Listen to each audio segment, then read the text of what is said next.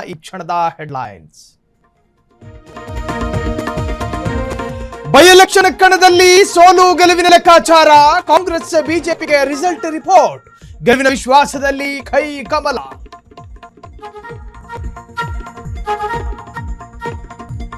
ರಾಜಧಾನಿಯಲ್ಲಿ ಅಸ್ತಿತ್ವ ಉಳಿಸಿಕೊಳ್ಳಲು ಕಸರತ್ತು. ಇಂದು ಬೆಂಗಳೂರಿನಲ್ಲಿ ಜೆಡಿಎಸ್ ಶಕ್ತಿ ಪ್ರದರ್ಶನ.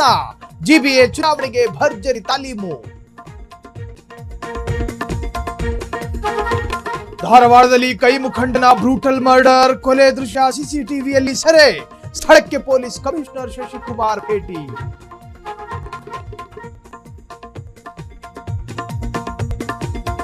ಮಾಣಿಕ್ಯಧಾರದಲ್ಲಿ ಕೇರಳ ಬಾಲಕಿ ಸಾವು ಪ್ರಕರಣ. ನಂದ ಸಾವಿನ ಸುತ್ತ ಅನುಮಾನದ ಹುತ್ತ. ಪೊಲೀಸ್ ಠಾಣೆಗೆ ತಂದೆ ದೂರು.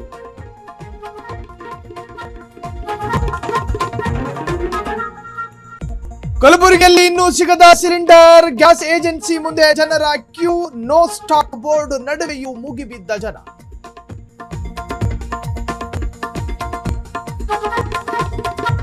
ಕ್ಷಣ ಕ್ಷಣದ ಸುದ್ದಿಗಳಿಗಾಗಿ ಫ್ರೀಡಂ ಟಿವಿ ಸಬ್ಸ್ಕ್ರೈಬ್ ಮಾಡಿ, ಲೈಕ್ ಮಾಡಿ ಹಾಗೂ ಫಾಲೋ ಮಾಡಿ.